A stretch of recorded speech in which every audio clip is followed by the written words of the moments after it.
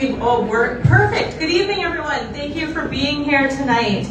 I'm Chelsea Petrovic, the MLA for Livingston McLeod.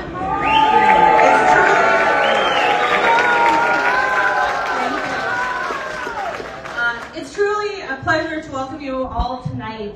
We have a massive turnout. We have met fire code capacity, so thank you all. I want to acknowledge by how fortunate we are to have leadership that's not only present, but actively engaged in hearing from the people they serve.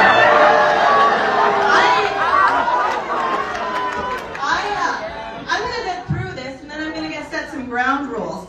In a time when many feel their voices are unheard, it's encouraging to see a government that is committed to listening, learning, and leading with transparency. We're joined by some of the most influential voices in our leadership. Premier Danielle Smith, the Premier of Alberta.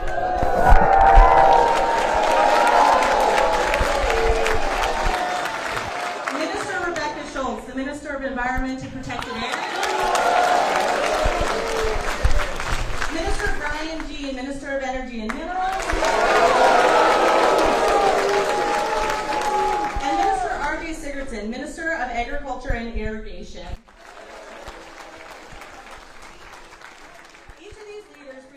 Perspective and a deep commitment to the future of Alberta, whether it's protecting our natural landscapes, responsibly developing our energy resources, or supporting the agricultural backbone of our province. The work touches every corner of our community. But before we begin, I'd like to go over a few housekeeping items. Emergency exits are located at the front entrance where you came in, or here to my left, your right. And washrooms can be found to my right, your left at the entry. Please take a moment to familiarize yourself with these locations in case of an emergency. Today's format will begin with opening remarks from each of our ministers and the Premier. These remarks will help set the stage for conversations we'll be having tonight to provide insight into the priorities and initiatives currently underway. Following that, we'll move into a question and answer period. I, as your moderator, will be allowing 30 seconds for questions to ensure we can hear from as many of you as possible. I kindly ask that everyone keep their questions concise and respectful.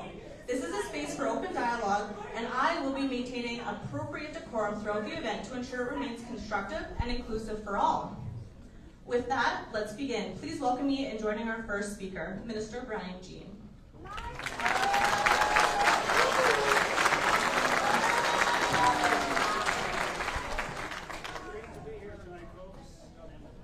How's that? Is that better? Well, it's fantastic to be here. I love to be anywhere in Alberta. It's the greatest place to live, work, and play in the entire planet. And I'll tell you, when I became the Minister of Energy and Minerals last year, part of the mandate was to improve and modernize our energy policies.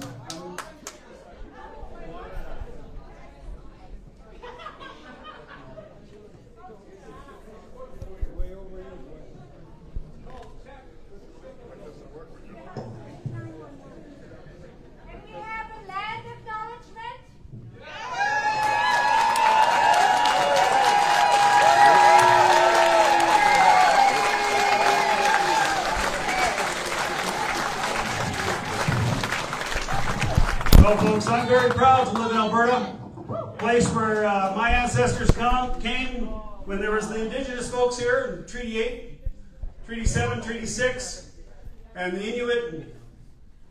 I live in northern Alberta. You missed one. And I'll tell you, there's a lot of great people up there in the Indigenous communities that really like what we're doing.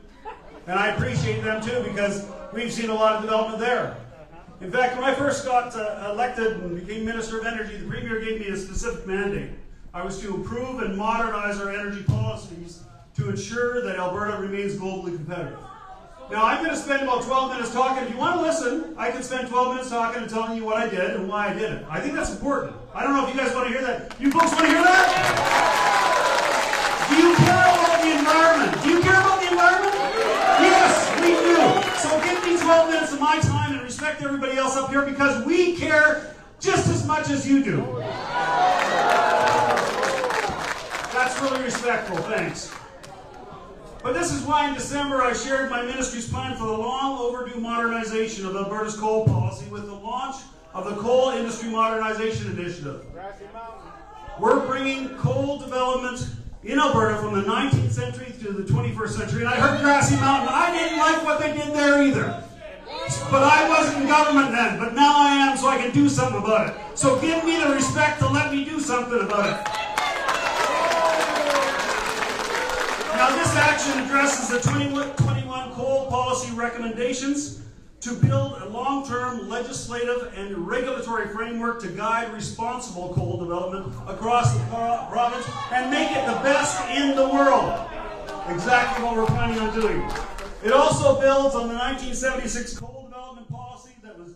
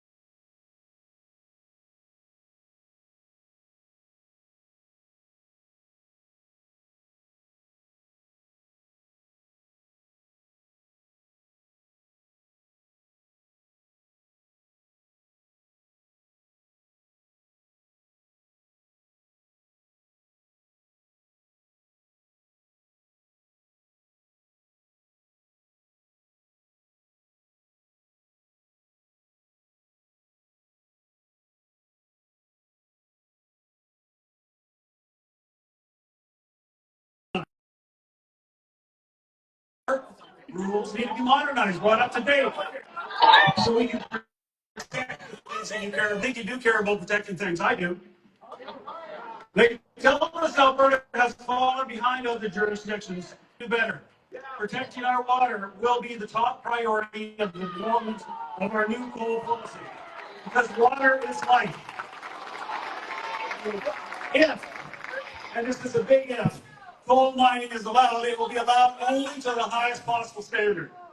Alberta's new coal standards will be among the best, if not the best in the world. Now, you can get an email, sir, you're listening to lies. BC's doing it, and let's face it, they're no geniuses, but they're bringing selenium out of the outriver, and if they can do it, we should too. Now, this ECR, we've asked them to conduct targeted engagement with coal industry stakeholders to start the modernization initiative. We're not done yet. We want to get it right. That's why we're listening. And these sessions allow industry to share best practices that are used in other jurisdictions around the world and allow us to give industry a heads up on coming policy changes. We have to talk, folks. Work will be done, but it will be done right, with the goal of having a new coal policy ready by the end of this year. Our work may include amendments to relevant laws, to regulations, to rules, and to directives to achieve the desired objectives, to protect water, to protect life, to protect animals, flora and fauna, and us. Amendments will be focused on royalty rates, mining standards, and monetary certainty for investors. And most of all, building confidence among Albertans that our air, our land, our water, and wildlife will not be sacrificed. That's the big message. You might not want to hear it, but that's the truth. Lies!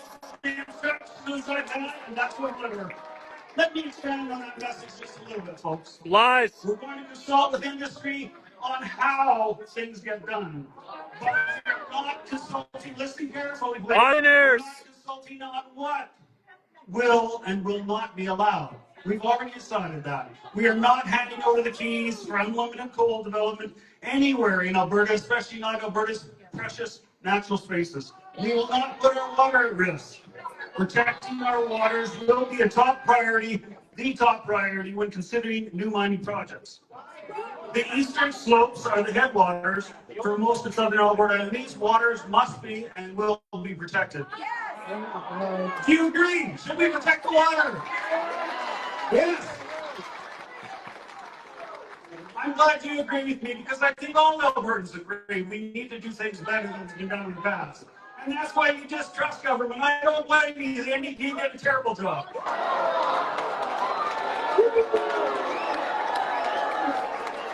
And in fact, you're the ones that started this problem in the first place. But, you know, I don't even get into that. We're going to solve it. With this premier, with our fortitude, and with your input, we'll get this right. Any new project in the foothills will need to prevent any additional selenium leaching into our waters, so it won't be approved. And it can be done. Both pro and anti-coal selenium experts agree that it can be done. The ones that look at the Federal Environment Department, my goodness gracious, they even think it can be done.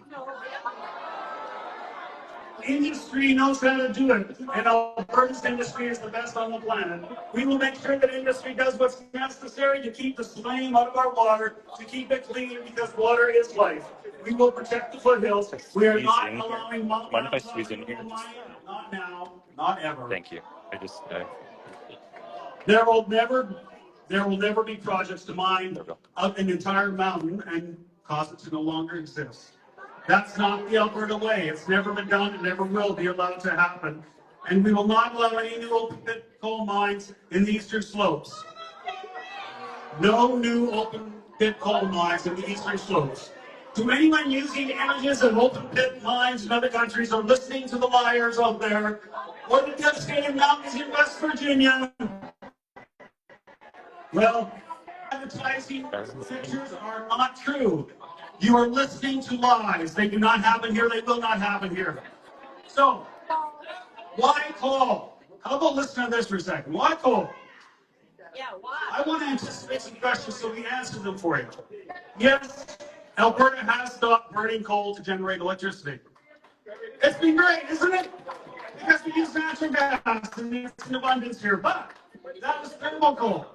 And aside from a few very specific agriculture uses for fertilizer and other great things like that, thermal coal is no longer used in Alberta. We all know this. What we are talking about is mostly metallurgical coal.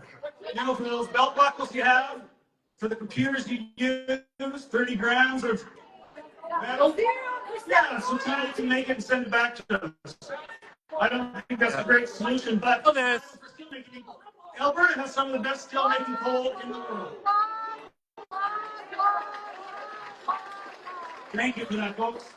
Really appreciate you being here tonight. Our steel-making coal is needed worldwide to make steel for millions of end uses. The European Union, those folks way over east past the ocean, they've actually declared steel-making coal a critical raw material. And you know, they're sort of facing some people in the world that aren't friendly. They think it's critical to have metallurgical coal. I do too. It's needed for the energy transition. For all countries, steel will be an essential component for infrastructure, and Alberta's metallurgical coal should be there to help with those demands, to help you with your demands and your expectations for life.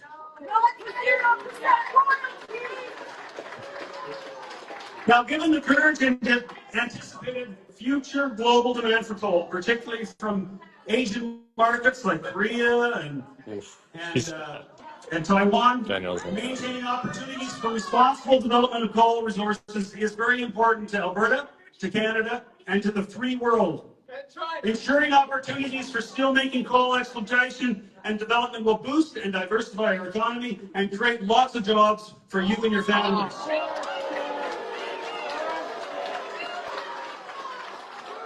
Now, the steel that we make, the great quality, high quality steel that we make with Alberta metallurgical coal will return to our province in the form of building materials, home appliances, cars and trucks that you drive, and farm equipment that bring our agriculture to the market.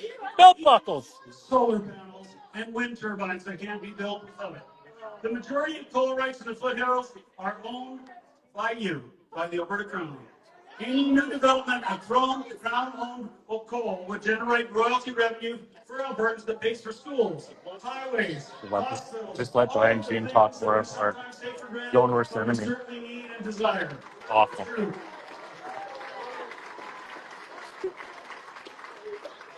Don't you love Alberta? We can actually be free to say things. Isn't that the great thing about our premier? She brings that the ability to discuss things. I think it's fantastic, folks. Democracy is not everywhere in the world, but we have it here. It's great. Yep. For now. Now, as part of this coal modernization initiative, we will be substantially increasing coal royalties. So some folks might not find it affordable, but the truth is that Albertans are not getting out for this resource. There are also many coal rights that are privately owned. That means they're freehold. We intend to introduce a new freehold coal tax.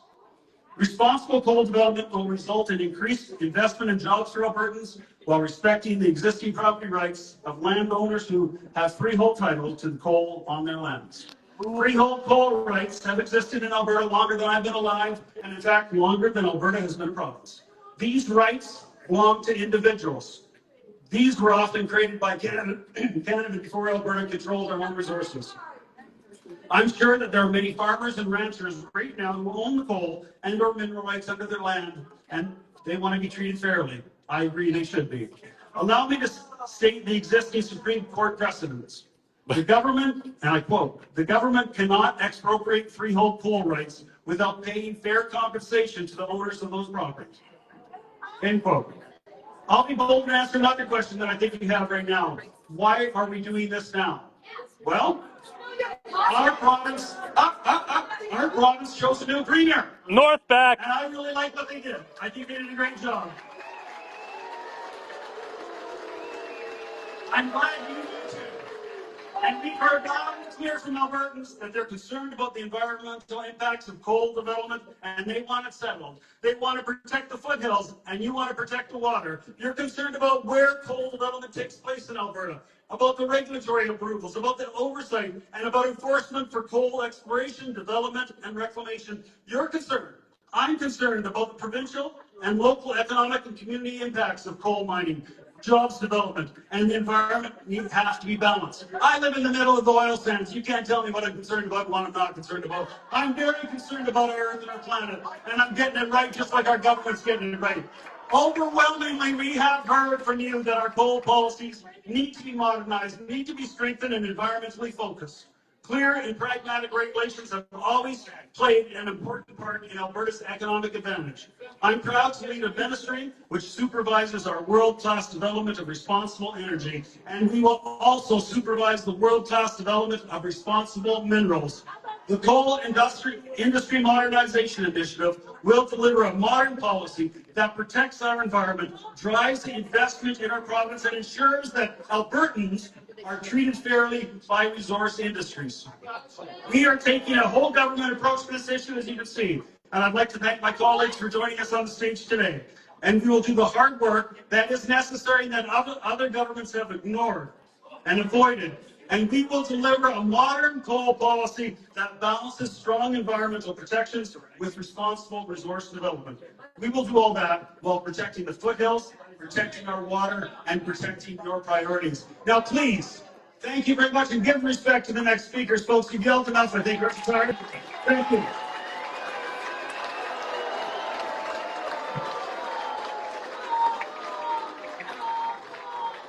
Thank you, Minister, for that. The former Speaker of the Assembly used to say There's a lot to go with respect, so if we're going to ask the question, we deserve to hear a response as well, and I will continue with this decorum.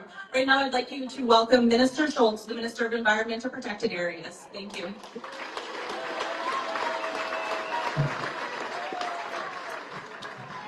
Sorry guys, I'm significantly shorter than my colleagues, so it just takes me a minute to get set up here. Let's make sure nothing's gonna fall apart. Hang on here. Okay. All right, good evening everybody. First, I just want to say thank you. I know spring is a busy time, June is a busy month. Speak back in here, And guys. I want to Thanks. thank you for taking the time to come out here to have this discussion tonight. I can tell you that from my perspective, protecting and sustainably managing Alberta's kicked out by environment private is my security. top priority. And there has been, coming. of course, a lot of discussion about this topic over the last number of months. And tonight, we here want to answer your questions. I'm grateful for my colleagues for making time for this. And as Minister Jean said, I'm really grateful that we have a premier that wants to have these conversations, to hear the concerns of Albertans, to take your feedback, your ideas,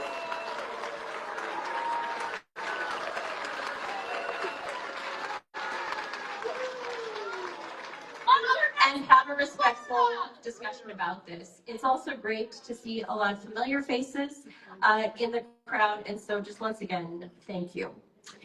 I'm honored to be in this role as Environment Minister, and I can say that our province has one of the best environmental management systems in the world. We do have a very strict regulatory system. It makes sure that water stays safe when any kind of industrial development, whatever industry that may be in, agriculture and other projects occur, and that does of course include coal.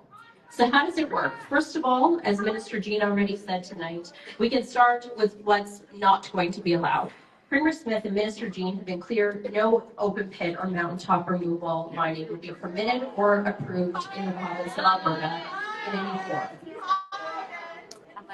Now, of course, I know our standards. There's been a lot of questions, specifically in my portfolio, about water. And I do want to talk a little bit about selenium. Selenium is listed as a contaminant of concern in our province. It has been for decades. We do have strong regulations in place that require operators to prevent selenium from leaving the mine, monitor the surrounding land and water, and then take action if needed. We do rely on the AER, the Alberta Energy Regulator, to uphold those standards for every project. Now I can tell you, if the data suggests selenium is a risk in a certain project, they would require a mandatory plan be put in place to protect Albertans. We see this, I certainly see this, in projects all the time, whether that is in the initial project approval from my department or from the AER, or upon appeal through the EAB, the Environmental Appeals Board. There are plans required to be put in place to address concerns that we see. These plans would include testing and monitoring of the surrounding area, and then of course the regulator, in this case the AER, their job is to make sure that all of those rules and regulations are followed. There are not exceptions. We have set high standards for a reason, and if an operator cannot meet them, they won't be approved, period. That's how it works. It's how it works in this industry. It's how it works in others. I've seen it in other projects where maybe sometimes a piece of new technology is put in place and concerns are raised, and then that technology is no longer used until a plan is in place to mitigate. I have seen that happen in a variety of different projects around the province in a variety of industries, and I do believe our regulators hold operators to a high standard on that front. But that is not all. Along with the strong regulations, mandatory management plans, and constant monitoring, we do have additional protections in place. As we speak, experts are monitoring over 100 rivers, lakes, groundwater sites throughout the province. That includes almost 60 sites in the South Saskatchewan and the Red Deer River basins alone. We rigorously test for selenium and other contaminants year-round under the Surface Water Quality Framework. All of this work is happening 24 hours a day, 7 days a week to keep protecting Alberta's river, lakes, and lands. And you know what? I heard the question posed just late, and I did anticipate answering that question tonight. The Crow's Nest Lake selenium levels in the Crow's Nest Lake are significantly below the drinking water standards. And that is Alberta. It is well, all of the testing that we do continues to show. You know what? If you want to ask the question, I sure hope that you would be respectful enough to listen to the answer. All testing continues to show that our drinking water is safe with selenium levels well within the national guidelines for drinking water. We have a strong system in place, but we of course want to keep improving. We will continue to use research and data to help us learn more and expand our approach. It's not drinking water. And in the work that Minister Jean is doing on the coal industry modernization. What about the fish minister? Have been clear about what they want. Responsible development and protecting and stewarding our environment, of course, for today, but for generations to come. So with that, thank you, and I'll hand it back over to you.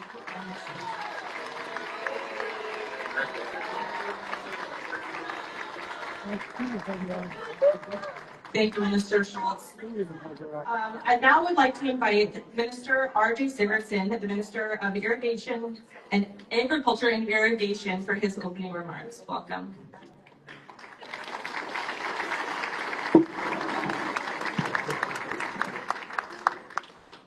So you're just going to raise that up.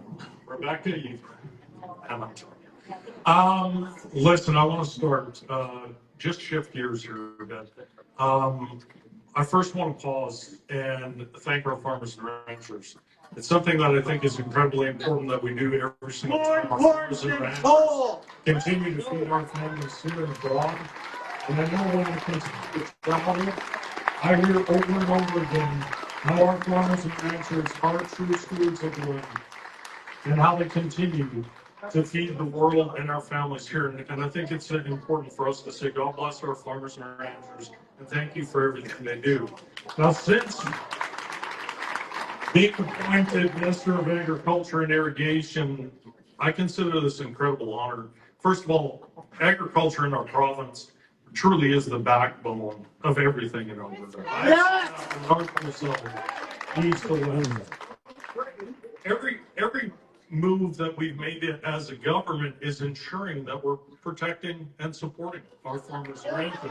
We've seen through the investments $933 million in our irrigation modernization program, expanding our irrigation revitalization program, moving forward with Arlene Airmore.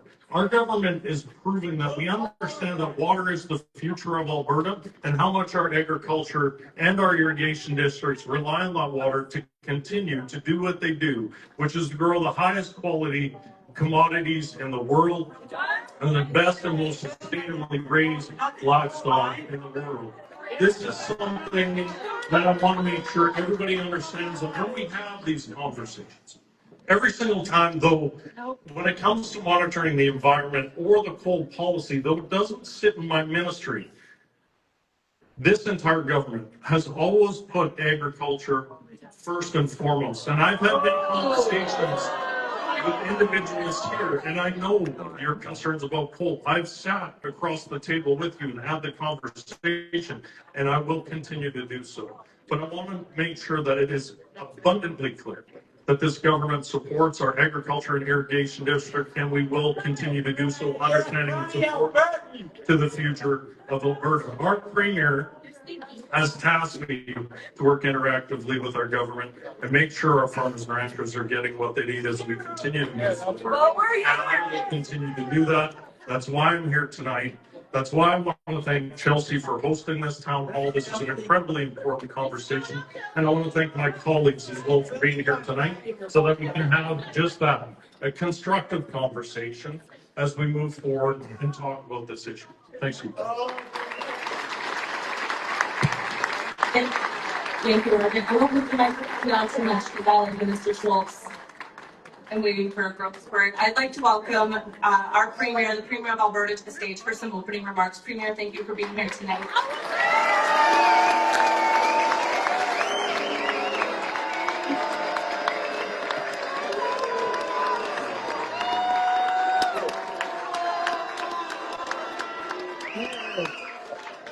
Well, thank you, Chelsea, and thank you for organizing this meeting for this evening. I just want to start by saying that sometimes you get into government and you inherit problems that are many decades. I can tell you that, Oh my God. It's never her fault, eh? I can Always tell somebody you else. that Brian Jean didn't create the problems. I can tell you Rebecca Schultz. Are you blaming Lougheed, really? I can tell you R.J. Sigurdson didn't create the problems. So Was it Lougheed? when we came in, we had a multitude of coal companies that had launched a $14 billion lawsuit. Don't roll over! For canceling their leases. Don't roll over, Danny! Now I know there's a lot of landowners in this room. And you know how I feel about property rights. I have been a property rights advocate since 1997. That's why we changed our Bill of Rights to say that if anyone has their property taken from them for public use, they would get full, fair, and timely compensation. What happened? That applies just as much to surface landowners as it does to subsurface landowners. What about now, Danny? The situation we inherited. That is the problem my energy minister and my environment minister have been trying to solve. If we do nothing, then we're told we'll likely lose those cases and have to pay 14. Show some fight, Danny. You can do it. Don't roll over.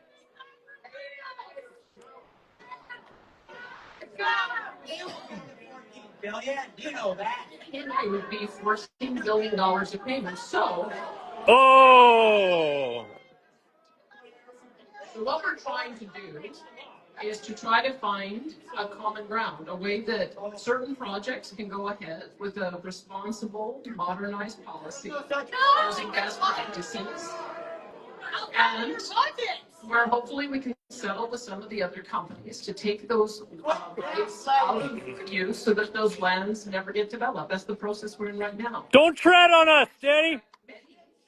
Of those proposed mines are not going to go ahead, and that those leases will be returned to the Crown for some future government to make a decision on. But we have to go through that process. No, we don't. However, we had. I wasn't here, guys. Like, I'm brand new. I'm just. Oh. As you recall, and again, this predated me, there was a coal policy committee that gave us 8 recommendations about how we should balance the interests of future development with the existing rights of landowners and communities. And that's not what I said. We had 30,000 people who participated in this process. And what they said was that we should modernize our coal policy, and we are. They said that we need to have meaningful Indigenous involvement, and we do. We had to. Where's the blood tribe then? Stewardship acts and make sure that we had policies Liar. that balanced land use. We're right in the middle of the process of Fucking that. liar. They asked us to review the tenure and royalties so that we could ensure that Albertans were getting value for the product, and the minister is right in the middle of that. They said that we needed to have a rigorous project assessment, and we are. They said that we had to deal with reclamation liability, and we are. And they also said that they wanted us to prohibit open pit mines and mountaintop removal, and we are. Those are all policies that came from consultation that we had with Albertans. And the last one, of course, is protecting our water resources through using the very best techniques, and that's what we're doing. So the Coal Policy Committee, as you recall, they also identified 4 advanced projects. They identified Grassy and Tent and Vista and Mine 14. And Tent, as I understand it, is not going to proceed with their coal development. They're working on Let's just go through history here. So TENT has worked with indigenous communities. They may use their mining operation to actually be a pumped water storage in conjunction with a renewable project. That actually is one of the values that they decided that they would prefer to do. So I'm looking forward to seeing that. Vista and Mine 14, they are using underground mining techniques, and that is going to ensure that we have less surface disturbance. Nebraska is going through the process now, and a couple of the things that they have identified is that initially in their proposal, they were going to look at recovering all the coal. They're not now. They're looking at recovering only the most valuable. They want to do reclamation as they... Surprised fucking.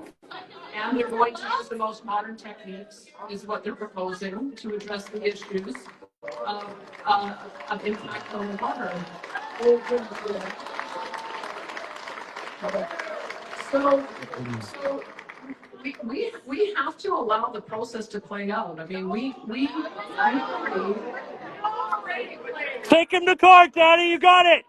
as I mentioned, there's a legal process playing out where we're getting sued.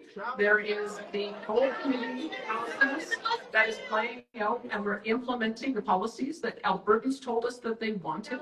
And they 30,000. You don't got to roll over, Danielle. Don't roll over on us.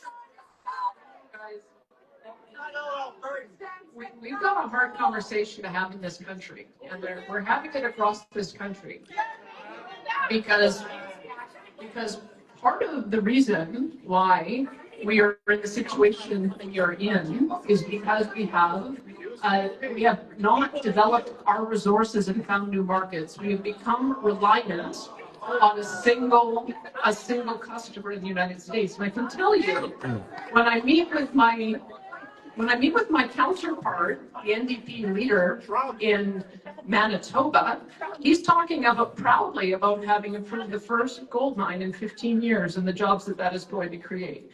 When I talk to the NDP leader in British Columbia, they have a triangle where they're going to have 6 or 7 different mines that are going to develop to provide the critical minerals that are going to be needed for the future economy.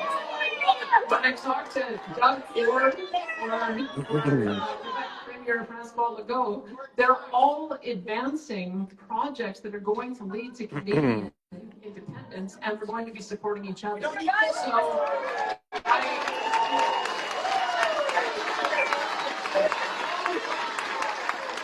I'm telling you, my friends, there are 54 different critical minerals in Canada. We have 32 of them in our province.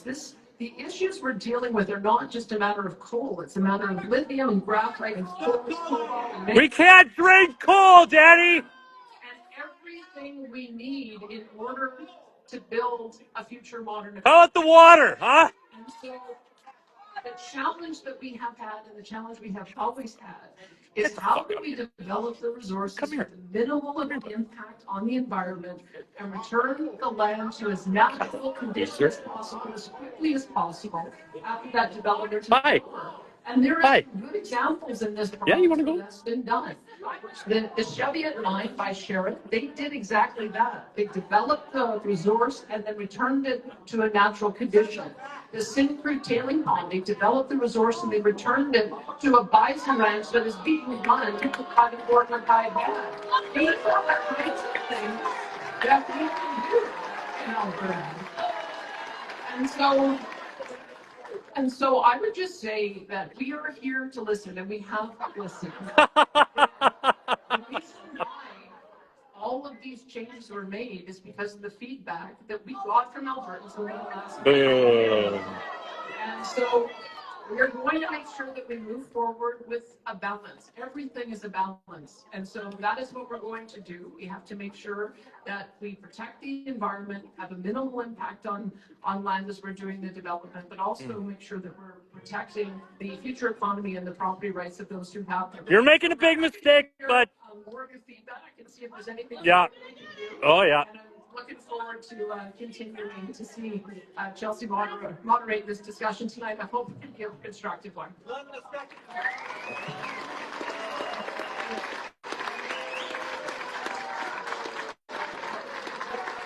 Well, thank you so much, Premier. I appreciate those remarks. We're going to go and we're going to open the floor to questions. I will be moderating. So I ask that you guys line up single file on the right side of the hall. I just want to remind you that we're going to be allowing 30 seconds per question to ensure we can hear from as many of you as possible.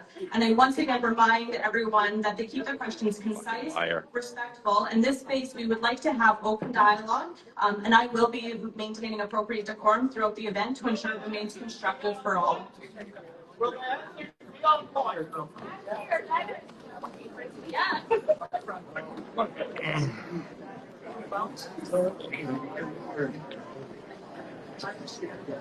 That's right, sir. Ms. Bond, for those of you that haven't been up to Fort McMurray in the Legion on a Saturday night, this is pretty normal. My family usually sits over there. But... Good for you, Brian. Yeah, good job, buddy. Can everyone hear me okay? Fucking Here? dork. Wonderful. So I'm going to go ahead and we're just going to start with your first question. I'm just going to ask that you state your name, the minister you're asking the question to, and then your question.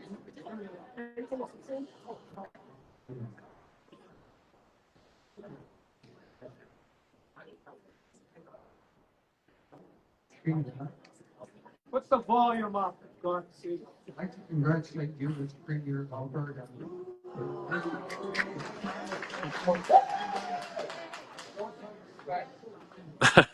Anyway, you're doing a fine job as a spokesperson, and I voted for you.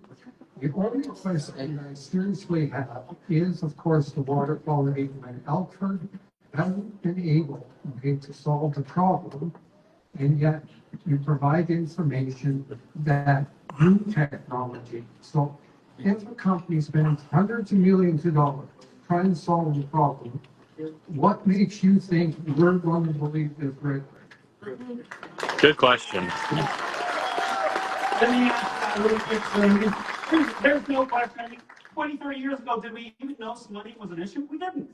Now we know it's an issue. And especially we know it's an issue because BC, the NDP government in BC, did I say the NDP government in BC? Oh, God. They allowed 6 mines in one river valley. Now, one river valley where they turn the overburden upside down, and the rain comes down and washes the swimming down in the river. Well, now we know that's a problem. That's why they had to spend a lot of money, tens of millions, hundreds of millions, I think, on it. Answer the question, Brian. We're not going to allow that to happen in the first place because now we know it's an issue. So let's take it seriously from the start. If they can't control the splitting issue and show us how they're going to do it before they put a shovel in the ground, they're not going to get a permit to do it.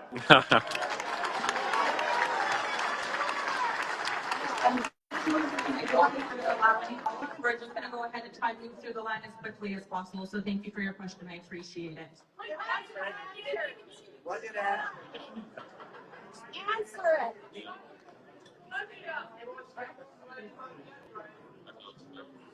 That's a good question.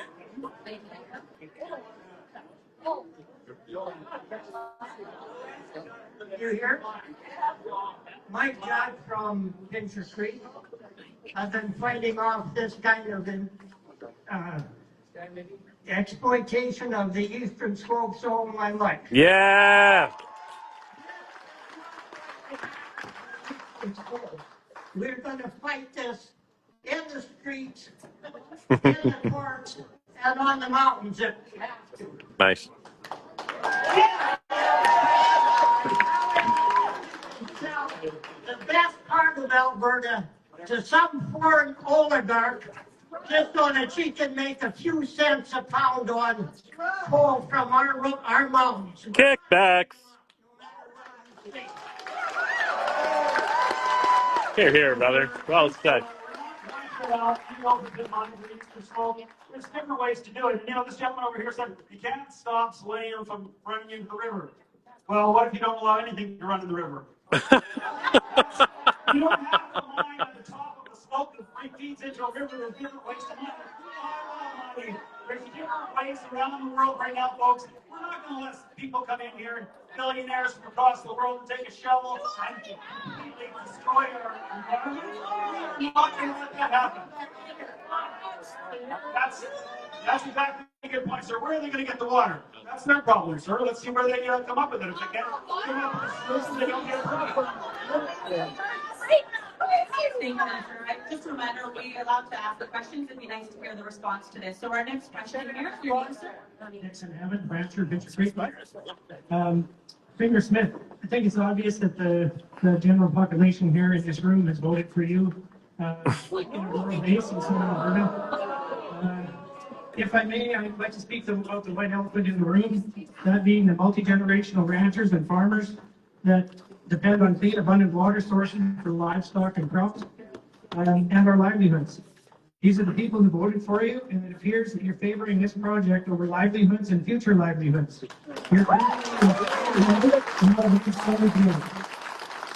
Why are we talking about removing and contaminating water in a landscape that depends on the biodiversity only to affect the very population that elected you to do so overwhelmingly?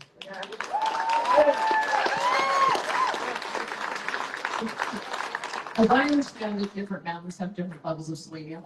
10 has a higher level of selenium, which is why we're monitoring the lake that is being fed from some of the runoff.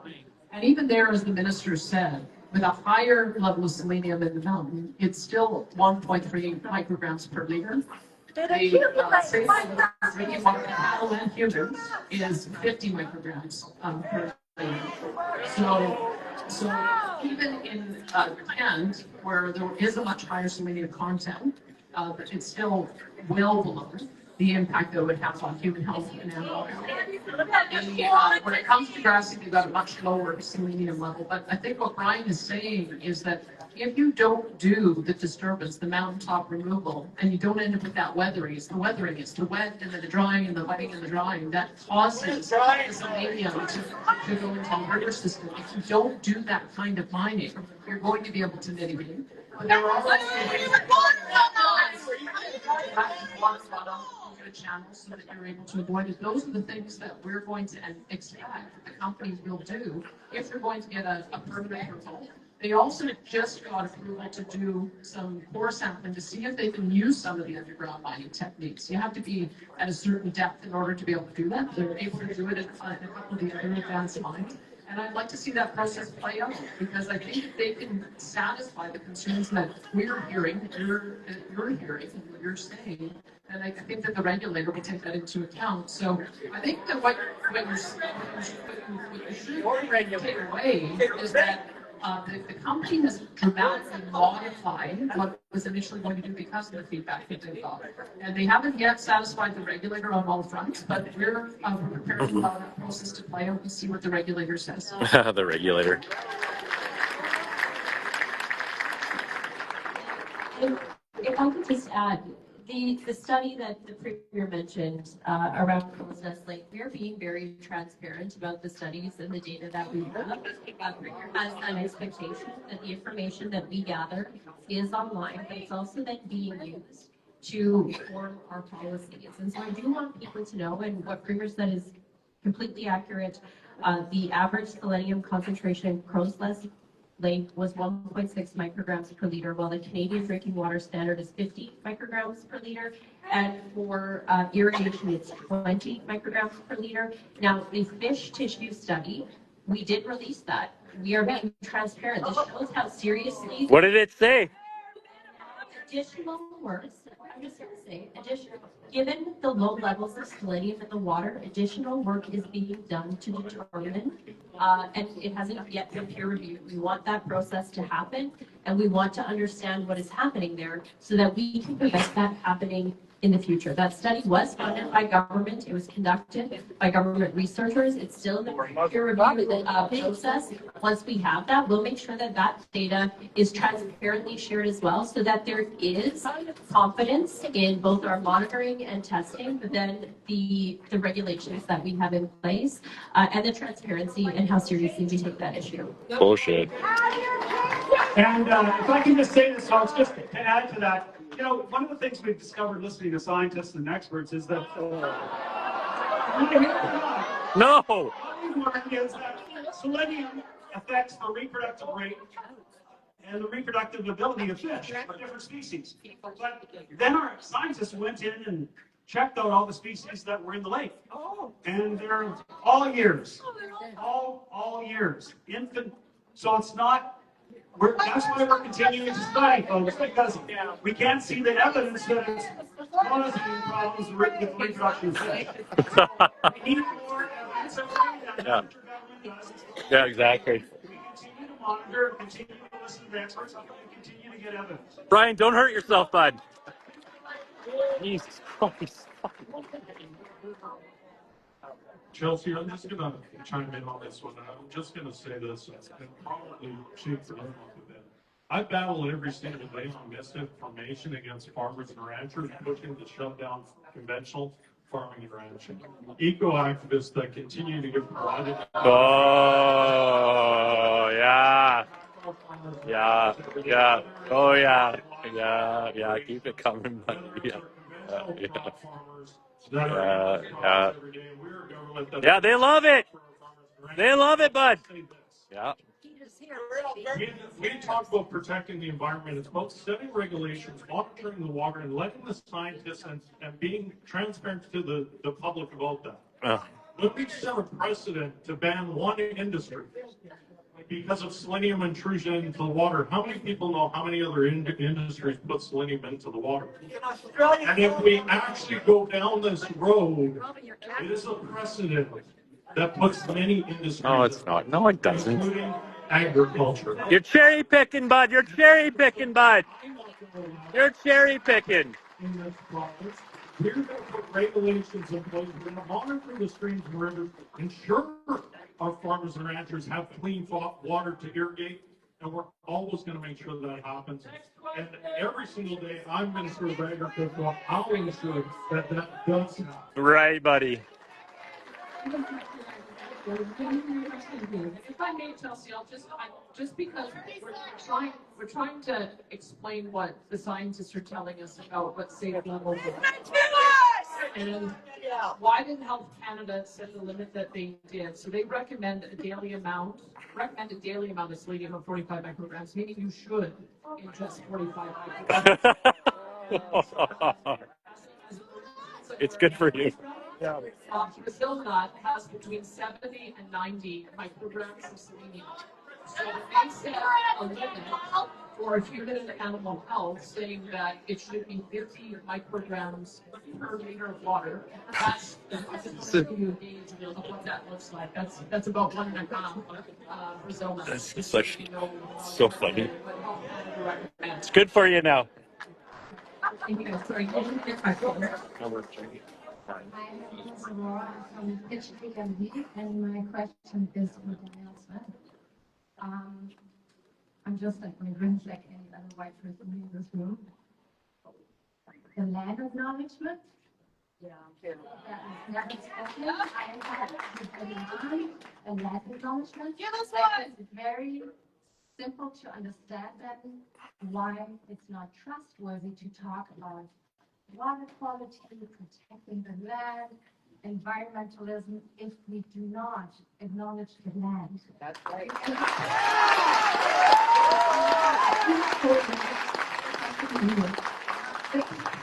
Others have met at the Crocus Lake for a ceremony. Yeah.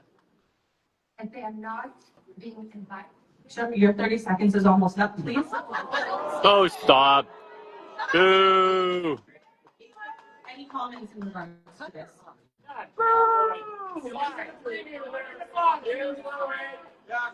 Over to you, Premier. Well, folks, I have a large, I don't know if anybody's related to more Indigenous folks than me, but Brian, you lost the leadership race, bud. folks, but my family is Indigenous up in northern Alberta. You're not the Premier. I did in the Platinum Zone. Now, I will tell you that I may not be the most, incredible speaker with words of land acknowledgements, but I clearly indicated that I'm proud of where we're from. I'm proud of our history. I'm proud of our Indigenous First Nations, families and friends, and I'm proud of my family. I hope you're proud to be part of that family too. You're not the Premier, bud. Hi,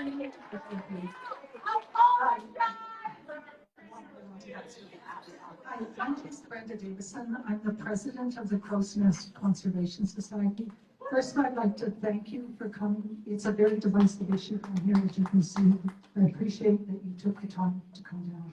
So one of the issues for the Crow's Pardon me? Go ahead. 6.5 years later, yeah. One of the concerns of coastal conservation is wildlife extirpation. Extirpation is it's like the first step before extinction. First they're gone from landscape and then it goes that way. And you should know from Livingston Range on Highway 22, is there elk, wolverine, wolves, and buffalo have been extirpated. And the space that all these coal mines are going into in the Livingston Blues is 20 kilometers wide. They've been extirpated for 1,500 kilometers, and they have 20 left. Mm-hmm. And you're going to fill it full of coal mines and more human activity. The reason they're wrong is human activity. Thank you. Sorry, 30 seconds. You have a question. I do. It's for Minister Schultz.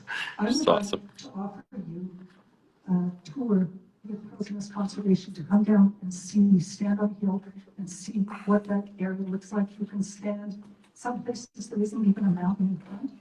Sort of show you how small it is and why you think that's going to be a problem. Would you come? You know, I absolutely would, and I've actually toured the area with MLA Petrovic as well. I know she's very passionate about this. And that's something that we also, I do just want to be clear, that's something that we do address or try to address as best we can through land use planning. It is what makes land use planning so complicated is the balance of growing populations, growing industries, maintaining water health, landscapes, and biodiversity, including threatened and endangered species. And so sometimes I joke that caribou and sage-grouse keep me up at night, but sometimes they actually do, because these are some of the most complicated things that we're trying to address. Nice. And so I'd be happy to do that. I don't know when I'm going to be next. I just had to cancel a trip not too far away from there later in June because of treasury board meetings. But yeah, I do hope to be out this summer. And so when we make that work, we can connect with you in Chelsea's office. Could probably make that happen. I think that's also the reason why there's probably some frustration about how the land was reclaimed initially when the mine was closed 60 years ago. Someone else's fault again. Properly. Because if you do proper reclamation, it actually enhances wildlife habitat, as I've seen in the two examples that I gave. So this is what the company intends to do, is to have a different mining technique so that they're reclaiming and recovering as they go. And I would find hope that at the end of the process, the landscapes would be improved from not only where they are right now, but return to their natural condition. You can connect with my office and we'll connect with Minister Schultz and see what we can do. I guess Brian has a comment to this. I would just like to return the favor. You know, folks, if you'd like to come up to Fort McMurray, where I've lived for 60 years, and see a tailings pond after it's been reclaimed, where they put all sorts of stuff in, and the companies had to spend a lot of money to reclaim that. Well, you can go there now and you can see the animals, the birds, the bees. It is reclaimed. And folks, you should come up there and see it. I invite you to my home so you can see what we're doing for first-class regulation. We are doing it better than anybody on the planet. Thank you. Repeat your question, please. Hi, my name is Bobby Lambright, and I do want to thank you for coming and giving us an opportunity to ask some questions. I think all of us who live on the land down here are very emotional and very concerned about the impacts of these mines. My question specifically has to do with the advanced coal projects. And I understand, Mr. Jean, that you said it was included in the coal committee report. My understanding on Grassy Mountain was the reference was because at that point in time, it was actually still in the regulatory process. That regulatory process concluded conclusively that that mine was not in the public interest. And as part of that process, which I was intimately involved with for probably 7 years, there was identification of huge issues environmentally and with the water. So I'm not understanding why Grassy Mountain is actually being allowed to continue exploration. They do not meet the criteria as stated in the whole committee report. They don't have a permit application before the and they've already done their rate. You're absolutely right. The application they made was not very good. In fact, it didn't deal with the issues that we need dealt with, like the environment, like how they do it, what they do, quality. And so the first application they put forward was not good enough. But folks, I would still not have a driver's license. It took me 5 times to get it. The truth is that they put in I love this guy. Come on. to find out what they can do and how they can do it. They still have to come forward with the entire criteria of what is acceptable. How many chances do you get? Bring it forward and show what is acceptable. It's not going to proceed. I don't get that many chances at my job. That's for exploratory holes. It's Huh. nothing more.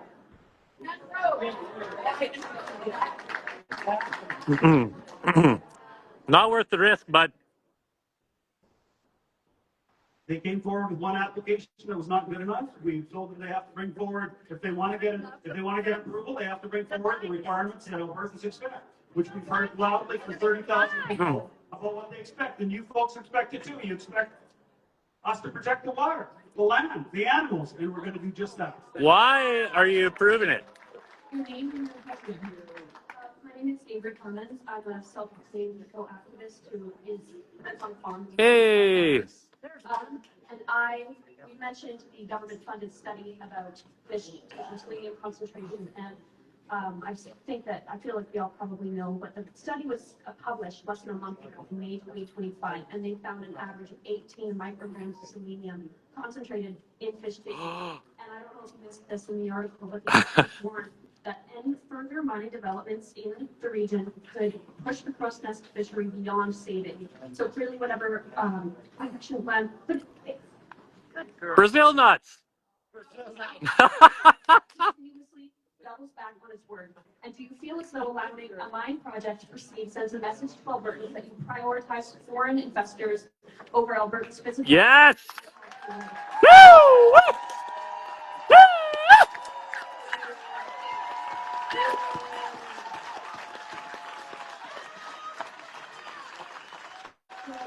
Smile, Danny. And so the 105 fish that were sampled from 3 different species, it ranged from 9 to 18 micrograms. Oh, that's not what you said earlier. Yes, that was above the fish guidelines, and that was where health made that guidance out of precaution while that study is still being peer reviewed, and there is additional information that they are looking for to ensure that we understand what needs to be done to move forward. And I would just say, I mean, that is how much do we value transparency. Bullshit. Still work left to do, and it still has to be peer reviewed. And so, yes, and that would be my criticism is let's wait for the remainder of the information. It has to go through that peer review process that scientific research is required to go through. Put a pause on the coal exploration then, Minister. Cart before the horse, Minister. One additional study expected to be released next year, and we were very transparent about that. And it's not picking and choosing and cherry picking information. That we look at that information and then look at how government is using that information to drive policies, both in environment and in the full modernization initiative. We do take that data seriously, and I know Premier feels the same way that I do when government funds studies. That information should all. Why the rush, you guys? Why the rush then? What's the rush? What's the rush, Minister? This body of water was impacted by 10th Mountain, and 10th Mountain is not going ahead as a coal mine. It's going ahead as a pumped water project with wind pumped water. So we're doing it. So you should be happy that they've changed Jeez.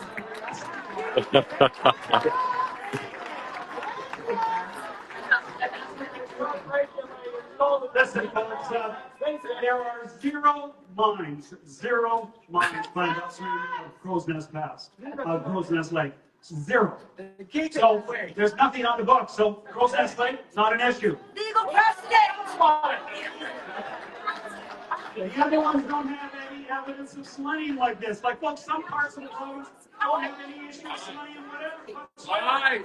Some do, some don't. Why risk it? Don't risk it, Brian. Don't risk it, Brian.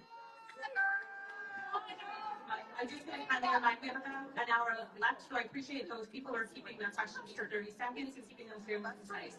Your name and your question, please. Red shirt. I live 17 kilometers directly downwind of Grassy Mountain.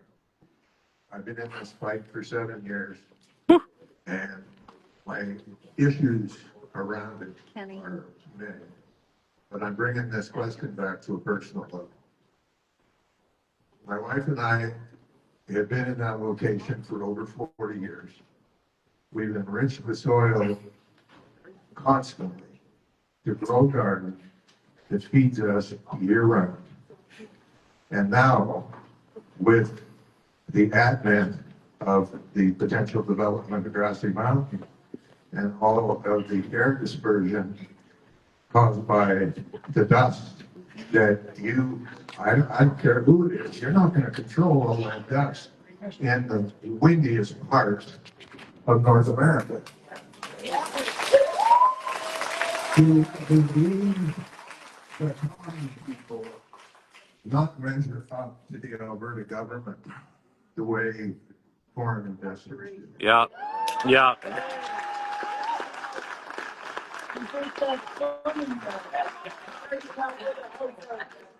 And in my opening remarks, I know we talked a lot about water, but I did also mention that we do have air quality monitoring as well. And we do more of this in Alberta than almost any other jurisdiction.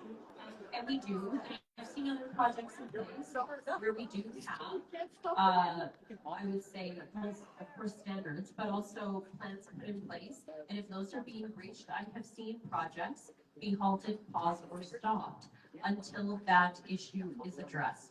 And so just like we do maintain our air quality standards, we do monitor. For a number of projects, I've also seen projects come across my desk that additional air quality monitoring has been required for certain projects to go ahead. Oftentimes that's based on community or neighbor concerns.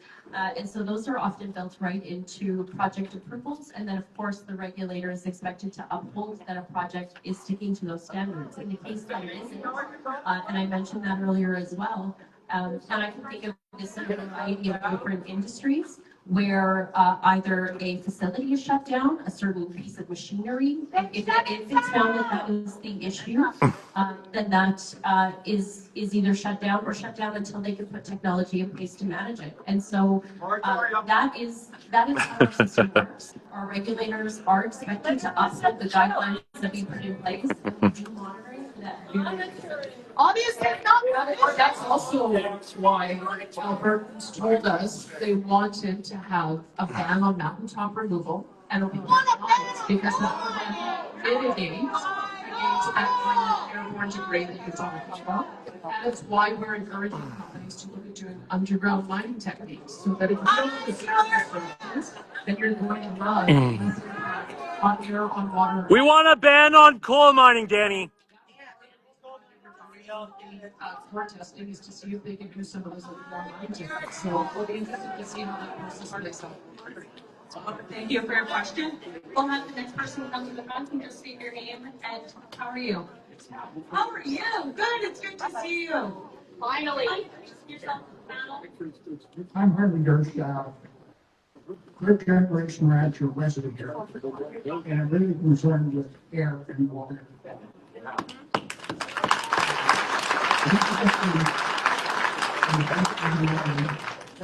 We shut down all our coal generating plants here, justifiably so.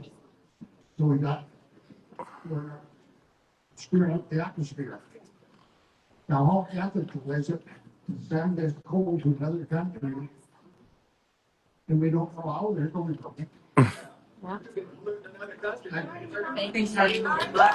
Oh no.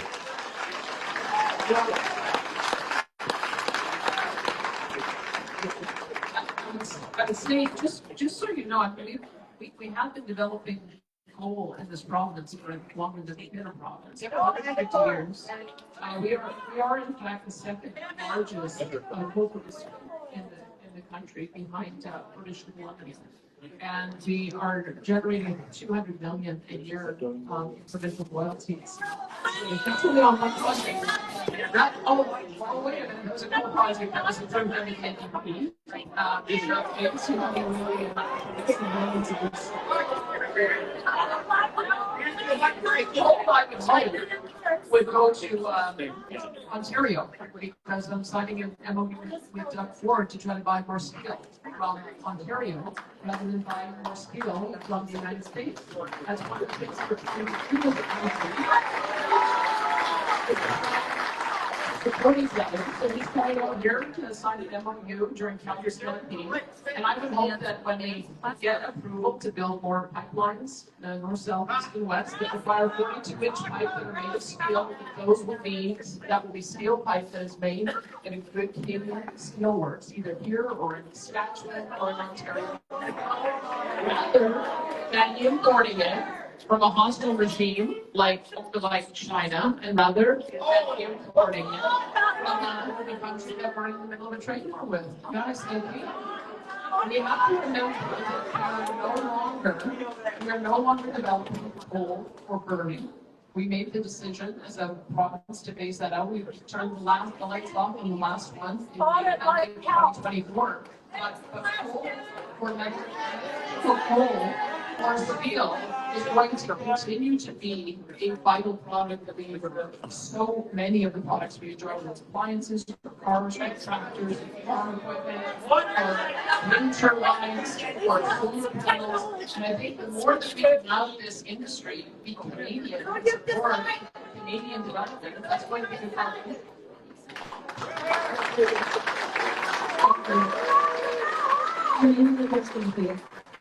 Hello, thank you for the opportunity to ask my question. My name is Connie. I live down here in Ginger Creek outside of Castle Parks. I'm actually representing a separate sector that we haven't actually touched on tonight. I've heard from the agricultural sector and they have valid concerns that I still don't think you're actually listening to.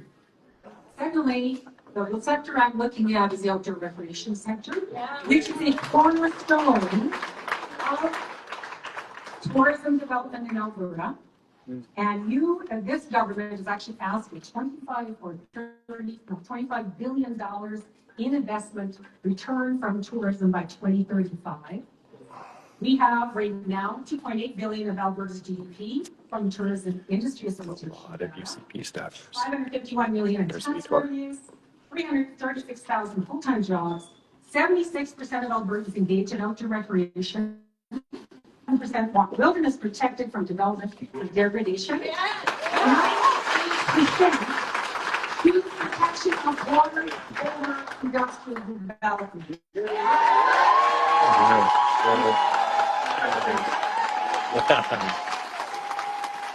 Yeah, here. And with the Outdoor Recreation Coalition of Alberta, who has got 10 major outdoor recreation organizations that have signed on to this letter asking for you to not proceed with coal on eastern slopes.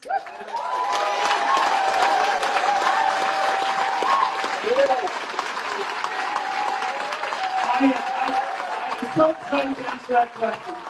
I'm the registered trapper from northern Alberta. I have a couple of snowmobiles. You guys have snowmobiles down here? Yeah. I also have a couple of jet boats because I love fishing. So I'm doing stuff, fishing. Those guys trying to do stuff. It's a great opportunity to do that. I really believe that. Hear what we have to say or not, because I agree with them. I think outdoor recreation is a very big part of our future, and I think we've got a great opportunity to do that. In fact, I'm talking to a coal mine in Spanish that's being reclaimed up just outside of Edmonton, and those folks want to donate it to the people of Edmonton so they can use it for a recreational area, so they can use the Kittens Pond that's been cleaned up for fishing and for swimming because the community wants to use it. And I think that particular mine that was mined for about 60 years, it's now closed, we can have some really good facilities to help people with recreation. Because I agree with the young lady that spoke. In northern Alberta especially, and southern Alberta, we have some of the most incredible, beautiful places in the planet. We need to protect them. We need to make sure that people have the opportunity to use them and enjoy them. What do you have to say? Okay, I've got 40 years experience in the coal mining, coke making and iron making industry internationally. I did applied research and development with Japan, South Korea, Germany, all over the world. Tech Resources asked me to assess first the deposit of Mozambique, where Baker Riversdale were active. Then they sold it to Rio Tinto for $4 or $5 billion.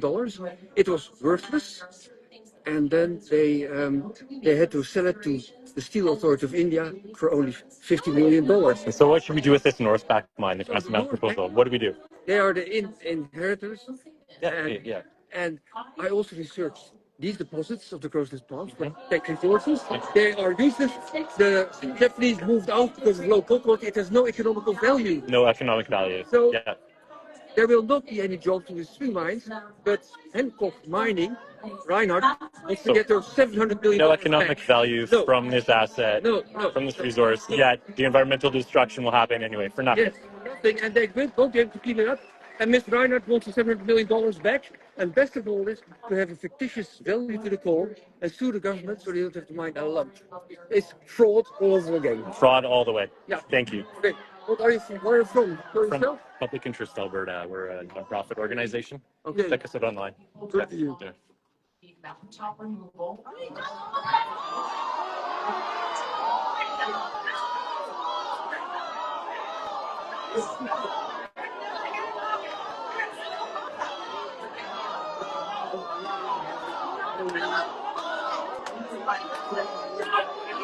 Before we get on that, the Q&A, I would very much appreciate if we could keep decorum. I'd like to get through every question here. The only way to do that is to hear the question. They to compromise the government. Yes. That's what it is. And I've seen this in India where I worked, I've seen it in China, just a corrupt Alberta. The ranching and eating meat. I can tell you, New York State happening. There is also, our federal government wants to put limits on fertilizer use. Thank you guys for being here. Thanks for your question too.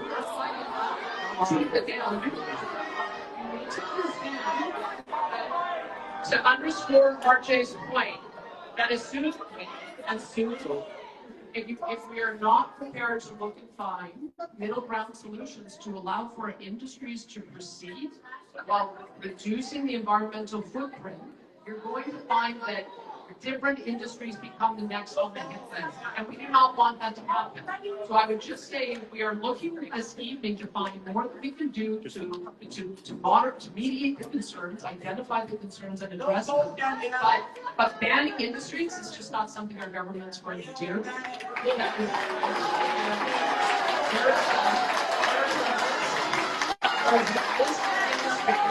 On the business and environmentalists like Stephen Guilbeault, and we are certainly not going to allow for him to dictate the future. Public Interest Alberta. Are you with the Premier's office? Your name, your question. The Premier's office. My question is actually about the amount of water that's required to extricate coal from the ground. Studies have shown that between 250 liters and 750 liters of water are required for 1 ton of coal production. On the Alberta government website, it states that the population of Alberta grew by approximately 3.5%, which means that we are requiring more water. There's currently 35 rivers that have a water shortage advisory, including the Old Man and too many more that I could name right here. Yeah. The smoke on my way here 8 years in a row. had an advisory that I should stay indoors. We're requiring more water, and you're asking to give our water to mine. I don't understand how that fits.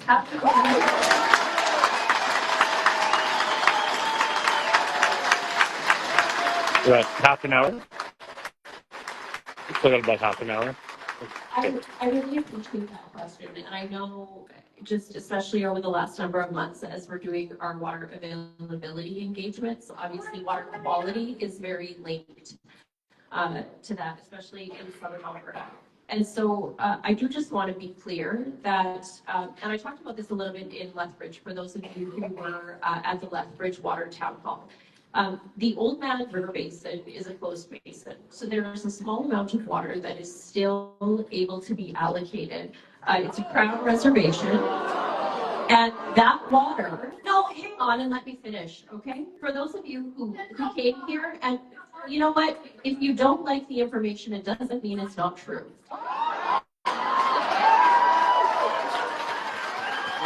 fact of the matter, when it comes to this Crown reservation, the vast majority of that water is specifically reserved for municipal and population growth, as well as for agriculture and irrigation, given how important ag and irrigation is for southern Alberta. And so there is a very, very small amount of water that has been held back in our Crown reservation. It's the Old Man Basin Order that holds that water in place, but it is primarily held, like I said, for municipal and population growth and agriculture. Now, I don't have the details of, we just received some of the details around the proposed project. And I've always said, you know, when it comes to hypotheticals, we should really just deal in fact. And so when it comes to this amount of water, the Grassy Mountain project, the company applied for an allocation of just under 600,000 cubic meters. The allocation is equivalent to 0.00025% of the total water in the Old Man Basin. So for comparison, that volume is less than the average water used to irrigate 3 to 4 quarter sections of ag land. And that's assuming a 12-inch allocation. That water that they are proposing to use by this specific project would primarily come from precipitation that falls within the project boundary and then would be collected and managed on site. Use of this water is licensed under the Water Act, of course, and would be applied against the province's industrial water allocation. That allocation is separate from those assigned to ag, municipalities, or other users, ensuring the project doesn't affect access to water. And you know what, that's similar to what we see in other industries. I mean, we're also addressing oil sands mine water right now and how water is treated and encouraging reuse and as very limited freshwater use as possible. And that's going to be part of our Water Act changes and the regulation changes that we see following the engagements that we've been doing over the last year as well. Call it the next question. Your name and your question, sir. Hi, my name is Lee. 70 to 80% of Albertans don't want coal mines on the eastern slopes. Where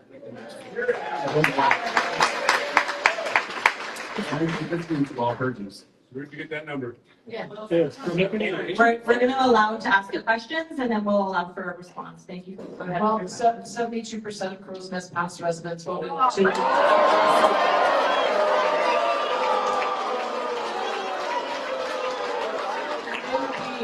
It would be a community most impactful, and so we're back to those citizens. Back to those citizens organized in that way to express themselves in that way is probably because they feel shouted down when they come to a forum like this.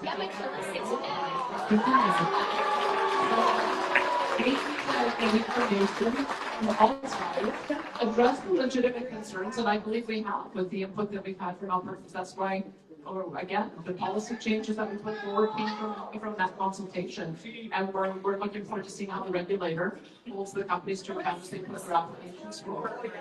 Because the gentleman didn't get to his question before I interrupted, so I'm just going to let him finish with his question, if that's okay.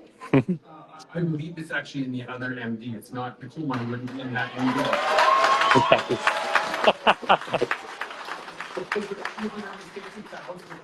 That depend on that water is one river. That's so good. Yeah. Well, I can't think of it now, but it comes to South Saskatchewan, so all the way to Medicine Hat. Yeah. I'm just concerned about water. I can use the river every year.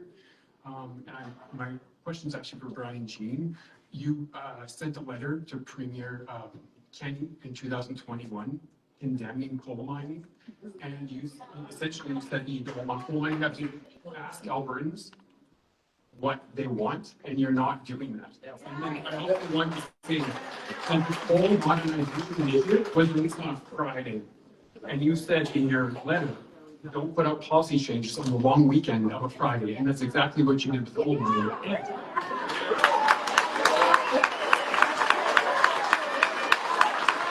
I appreciate your question. It's very clear that I did take a position against coal because it was being done wrong. We're doing it right. That's why it's called modernization initiative. You know, as the minister said, you might not like the answer, but it is the truth. We can do coal mining, we can balance water, we can make sure that things are done properly. It wasn't done in the past the proper way. That's why, after talking to my friend here, breaking bread with him some time ago, 3 years ago or 4 years ago now, I told him I wouldn't do open pit mining in the foothills. We're not allowing open pit mining in the foothills. He pointed to a mountain and said, they're planning on taking that mountaintop off. And I said, they're not going to take that mountaintop off. And you know what? The rules say exactly that. They're not taking the mountaintop off, and they're not having any open pit mines. I kept my word, just like I stood up against the oil companies in northern Alberta about water intake. And you can check the record, it's clear. I stood up against Stephen Harper's government, which I was a part of and was not popular at the time. But I did that because they were doing it wrong, just like we were doing it wrong in coal. This government's going to do it right. Why the race starts Friday? A long weekend. Thank you for your question. We'll move on. Your name and your question, please, ma'am. Great. My name is Carolyn, and I have a question for Premier Smith just on the importance of transparency to your government. So on Saturday, I read an article in the Globe and Mail entitled "Coal Mines on Alberta's Eastern Slopes Are Poisoning Fish Studies Population Says." And about 3 paragraphs in, it talks about the government release of the report on May 27th, but then later says that the scientists who authored the report were not made available to speak to reporters. So why would the government share the report online, but not let its authors speak to reporters to ask questions? Question. Good question. Yeah, I answer that. So typically what happens in government, and those reports are made public, they are published on open data, and then typically it is me or a government spokesperson that speaks to government policies for media. And so oftentimes when the questions come into our office, they're typically looking for a comment from me. That has been pretty common practice, I would say, over the last number of decades. We certainly didn't change that at all. If anything, Premier has an expectation that we are even more available to media all of the time. And certainly my office always is. But typically it would be people who, every department has people who've been identified as a government spokesperson. And oftentimes they come to us. The questions are about science, not about policy. So the scientists should be answering. Yeah, and any department also has officials that would be, typically they're trained and selected by the department as official spokespeople for the department. And so they make that decision. We don't make that decision, but we often comment. And then if they need an expert of a certain area within the department and our communications area, they choose spokespeople who speak on behalf of the government all of the time. And so I don't have any selection in that. And they probably have a process for media training and availability and things like that. And so they make that choice, but we always make people available to speak to the media about numbers and reports that are made public. Thank you, Pat. I just want to let everyone know we have about 30 minutes left in this Q&A, so we are just going to try and get through the questions here. Your name and your question, please. My name is Brandon. Hi, Brian. I have a question about royalties. You mentioned that we were receiving less before and we will be receiving more in the future. What will be the return rate to Albertans? You know, it's sort of like that question that was asked about releasing the report. You know, we're still modernizing, we're still consulting, you want to listen up. I know this for sure, that royalty rates are too low. I don't know what the answer is. I've had a competitive analysis. done. I've had a competitive analysis done across the world. And I know that we are going to have some of the more robust royalty rates on the planet because, frankly, if they're going to do this, if they're going to have the ability to take our assets in this situation, they're going to pay for it. And these companies, folks, by the way, everybody raise their cell phone. They're made in China. Okay, we don't want to see that anymore. Yes, they were. Your parts from your cell phone and your computer and everything else that you use and want are made in a place that they can cut it off any moment. We have to think about this, folks. We have to think about how we do things and how we do things better. And we are going to do exactly that. Royalty rates. We made from one mine last year, I think, $200 million. The truth is, it depends on where it is. Depends on what it brings in, depends on the quality of it, but it will be significantly higher than what it has been in the past. Just to add to that, the thing that is challenging about coal is that the way the province developed, they allowed a lot of the coal to be held in freehold mineral rights. Whereas, and that's part of the reason why it's been such a complicated policy, is that when we own the rights, we do for the vast majority of oil and gas, we can make a decision to lease or not. When a private owner makes a decision to sell that forward as they have over generations, that makes it more complicated to not only figure out how to respect those property rights, but also how to tax them. So we do have a freehold tax that we have on a very small number of oil and gas rights that are owned in freehold, but we have to leave that as a bit of a guidepost to how to deal with coal. Thank you for that. Your name and your question, sir. My name is Chris Spearman. I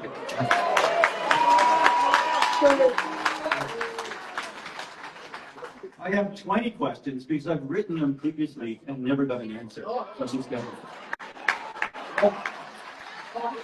So, many of the issues that are, I appreciate the opportunity to ask questions tonight, and I appreciate going forward, but it's about the lack of transparency and the lack of accountability from the government and from the coal companies. A year ago, I attended a selenium information meeting in Blairmore on June the 12th, and I asked questions that I've asked previously to Atrium Coal. And I asked them about how they were going to control issues like selenium. I said, is there any place in the world where a municipality has been able to remove excess selenium from the water? Give me an example. And they couldn't. And they said they would get back to me. And I never heard from them for 5 months. They asked me to write my questions down. I sent them in. I didn't hear for 5 months from them. And then I just got an acknowledgement and said Northback would respond. I've never heard back from Northback. So now I say I've written similar questions to Mr. Jean about name a municipality in the world that's been able to remove excess selenium from the water. No response. 2 letters. I've written 2 letters to the Premier listing several of my questions. But you have 30 seconds, sir. Your question. All right. I'm going to boil it down to one thing. I'm going to send my 20 questions in and hope to get answers from you. But the UCP government in 2019 didn't have a mandate to open up the coal mines. The UCP government elected in 2023 didn't have a mandate to open up the coal mines. Could you commit to us as quickly as you did to the separatists that you would hold the referendum on coal mining in Alberta and abide by the results?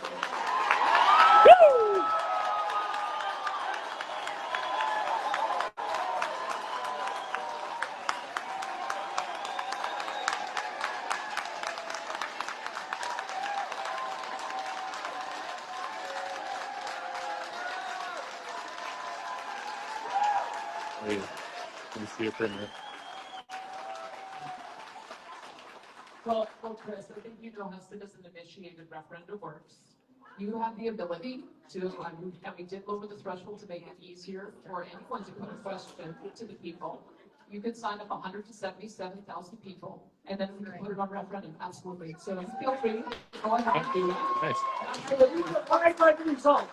Absolutely. Well, look, I mean, sure, because what would happen in a yes-no referendum is that there'd be a yes side and there'd be a no side, and Albertans would have to decide if $14 billion instead of paying it on schools, hospitals, and roads. It's what they want to do. Oh, it's cool. I love it. Keep going. landscape before so that we can generate a So good. $1 per year. That would happen in a referendum. Please keep talking. By all means, I believe in citizen-initiated referendum. I believe in democracy. I strongly encourage you. The new rules, I believe, are going to be proclaimed as of July 1st. You have a 120-day period to gather the signatures. The threshold is the 10% of the previous voter turnout in the elections, 177 people. So I encourage you to go ahead and do that. Let's have this debate. She can afford it for Okay. But when it comes to the question that you have, I think that Brian answered the question maybe a different way, is let's change the practices so selenium doesn't get into water in the first place.